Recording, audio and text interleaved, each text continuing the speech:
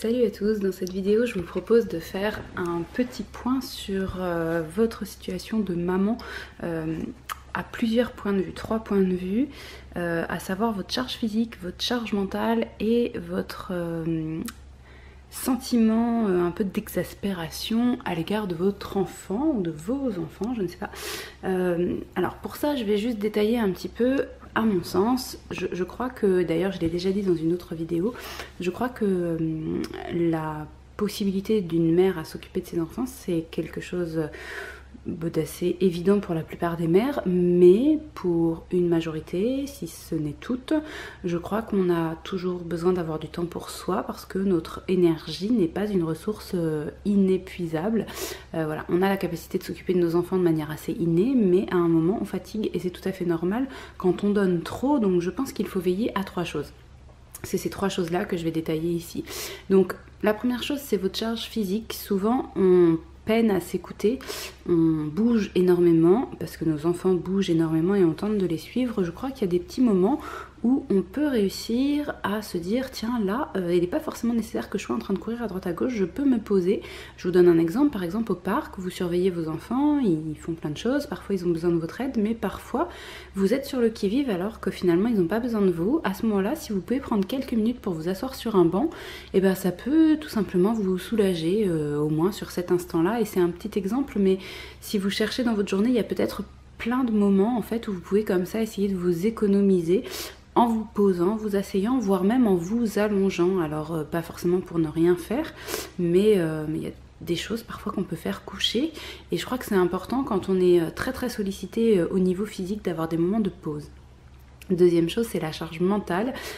Plus on a d'enfants, plus on a de choses à gérer au niveau professionnel, au niveau personnel, et plus on a une charge mentale importante, et au bout d'un moment ça peut un peu partir dans tous les sens. Donc je crois que c'est pareil, c'est important d'essayer de se l'alléger le plus possible. Alors bien sûr qu'on en aura toujours une grosse, quand on est mère de famille, je pense que c'est évident qu'il y a plein de choses qui circulent là-haut, mais à certains moments on peut sans doute un petit peu voilà, partir dans autre chose au niveau mental, et ça permet d'ouvrir une fenêtre en fait. Ouvrir une fenêtre, c'est mettre de l'air dans la pièce, et là je crois que c'est important aussi d'ouvrir des fois des fenêtres. Donc par exemple, je vous donne un exemple que voilà, c'est du vécu. Quand mon bébé dormait en écharpe et que je devais marcher pour voilà, qu'il continue de dormir, etc. quand il était tout petit, j'avais pour habitude de mettre des écouteurs et d'écouter ou de regarder une vidéo ou un podcast en fait, qui permettait en fait de me détacher complètement de la situation et d'aller voilà, dans autre chose, soit une série qui m'emmenait complètement ailleurs, soit une émission qui parlait d'autre chose, ou même un truc rigolo. Et je crois que ça, c'est très important que ça existe au niveau quotidien, donc la charge physique et la charge mentale. Je pense qu'au niveau quotidien, il faut avoir des temps de pause sur ces 2 choses-là, parce que sinon ça va vraiment s'entasser et finir par déborder, je crois, un jour. L'autre point sur lequel, à mon avis, il est important aussi de trouver des moments, c'est la vraie solitude. Quand on est très sollicité, alors on n'a pas tous les mêmes besoins en solitude, donc ça va vraiment être à vous d'estimer le rythme qui vous est nécessaire, mais moi par exemple, je dors en cododo, j'allaite, j'ai beaucoup mes enfants avec moi dans la journée, puisque bah voilà, c'est... Maintenant, en plus, j'ai pris le poste d'assistante maternelle, donc déjà avant j'étais en congé parental, mais c'est pour dire voilà, je suis très présente à la maison, c'est moi qui gère beaucoup de choses, donc du coup finalement je suis toujours accompagnée un petit peu, mais il est important pour moi d'avoir des temps de solitude. En ce qui me concerne, 1 fois par semaine ça suffit en gros, donc je demande au papa le samedi ou le dimanche matin de partir avec les enfants un petit moment en dehors de la maison. Donc le temps de solitude, c'est ça, c'est vraiment seul. Ça suffit pas toujours d'être juste dans une autre pièce en fait, parce que si vous entendez vos enfants, vous n'êtes pas seul, vous commencez à vous dire tiens, qu'est-ce qui s'est passé, nanana, un tel cri, machin, donc vous n'êtes pas seul.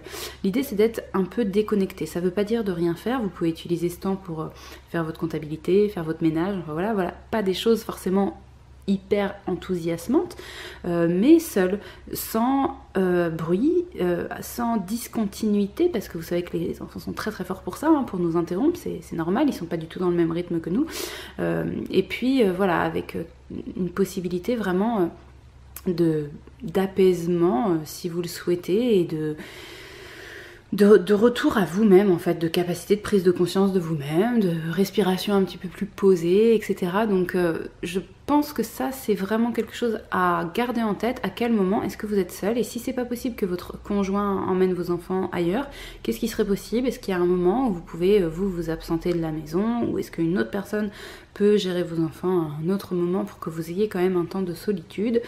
L'idée de partir dans une autre pièce, c'est pas impossible du tout, mais je trouve que c'est un petit peu plus aléatoire. Ça dépend ce que vous faites. Si vraiment vous êtes devant une émission et que vous avez des oreillettes et que vous entendez pas trop vos enfants dans la maison, peut-être que ça peut suffire, parce que peut-être qu'il pleut, vous n'avez pas envie de sortir, etc. Mais en tout cas, d'avoir un temps seul de manière régulière, je pense que c'est très important pour se ressourcer. Donc je vous laisse me dire en commentaire ce qu'il en est pour vous à ce niveau-là. Est-ce que vous avez l'impression de bien optimiser tout ça? Je crois que sur la charge physique et sur la charge mentale, c'est vraiment quelque chose qui se gratte petit à petit, où on se dit ah tiens, là je peux m'économiser, donc économie d'énergie à fond. Et sur les temps de solitude, là c'est quelque chose à mettre en place, vraiment à dire voilà, à tel moment on fait ça de telle façon, parce que c'est très important que j'ai ce temps là pour moi.